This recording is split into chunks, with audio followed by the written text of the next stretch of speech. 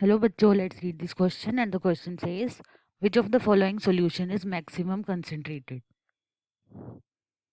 6% H2O2 solution, 22.4 volume H2O2 solution, 3 normal H2O2 solution, 6.3% H2O2 solution.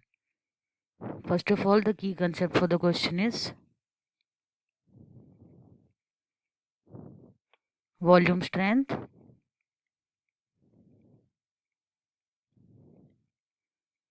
and normality.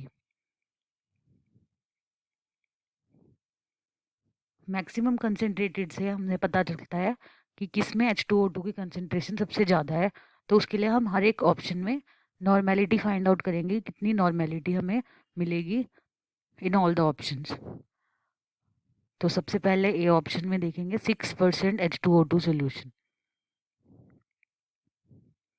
6% से हम लिख सकते हैं दैट 6 ग्राम्स प्रेजेंट होंगे इन 100 ml ऑफ सोल्यूशन।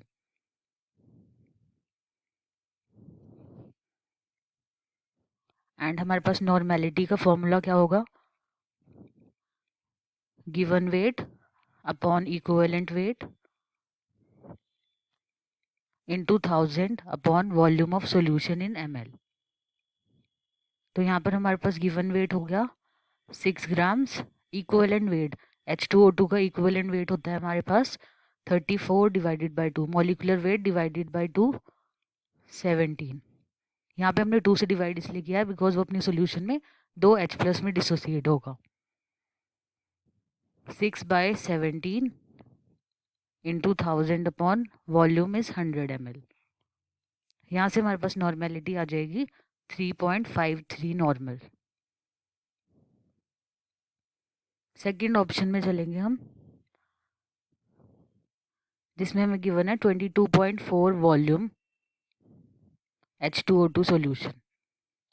जहाँ पे हमें वॉल्यूम वर्ड गिवन होता है वहाँ पर हम वॉल्यूम स्ट्रेंथ की बात करते हैं। वॉल्यूम स्ट्रेंथ होता है जिसमें हम कंसेंट्रेशन ऑफ H2O2 को शो करते हैं इन द टर्म्स ऑफ कितने ऑक्सीजन प्रोड्यूस होती है उससे, जिसका एग्जाम्पल हम देख सकते हैं। H2O2 डिसोसिएट होने पर 2H2O2 से हमें 1 मोल ऑफ ऑक्सीजन मिलती है, यानी कि 2 मोल से हमें मिलेगी 1 मोल ऑफ ऑक्सीजन, या हम कह सकते हैं 1 मोलर H2O2 से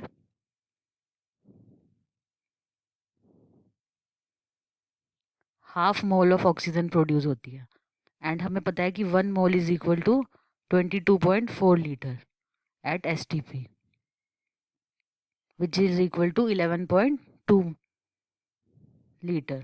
यानी कि हमारे पास वॉल्यूम स्ट्रेंथ जब कंसेंट्रेशन दे रखी है H2O2 की 1 मोलर, तो हमारे पास होती है कंसेंट्रेशन वॉल्यूम स्ट्रेंथ की टर्म्स में 11.2। इसे हमें नॉर्मेलिटी में चेंज करना है। 1 नॉर्मल हमारे पास हो जाएगा, जिसमें हम डिवाइड करेंगे वॉल्यूम स्ट्रेंथ को 2 से, यानी कि n फैक्टर से, बिकॉज यहाँ पर मोलैरिटी वर्ड है एंड हमें नॉर्मेलिटी में कन्वर्ट करने के लिए n फैक्टर से डिवाइड करना होगा। दैट इज इक्वल टू 5.6, यानी कि वॉल्यूम स्ट्रेंथ 1 नॉर्मल सॉल्यूशन के लिए हो जाएगी 5.6।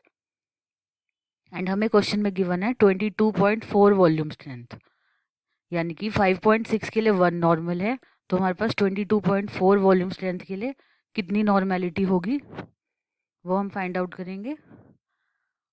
22.4 divided by 5.6 which is equal to 4 normal.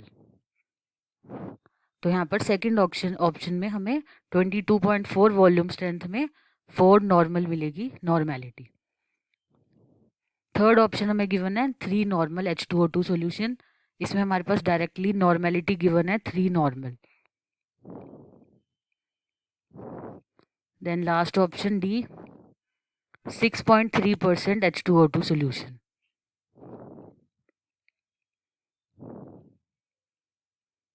तो यहाँ पर भी हमें परसेंटेज गिवन है, तो हम यहाँ से लिख सकते हैं कि 6.3 ग्राम्स प्रेजेंट होंगे 100 ml सॉल्यूशन में। तो हमारे पास नॉर्मेलिटी का फॉर्मूला लगेगा given weight divided by equivalent weight 17 into 1000, volume is 100, तो यहाँ से हमें कैलकुलेट होकर नॉर्मेलिटी मिलेगी 3.70 नॉर्मल। तो हमारे पास चारों ऑप्शन की नॉर्मेलिटी हमारे पास आ गई है। 3.70 normal, 3 normal, 4 normal and first option it was 3.53 normal. तो सबसे ज़्यादा कंसेंट्रेटेड सॉल्यूशन हमारी कौन सी होगी? 4 नॉर्मल, यानी कि option B 22.4 volume. I hope आप सबको समझ में आया होगा। Best of luck.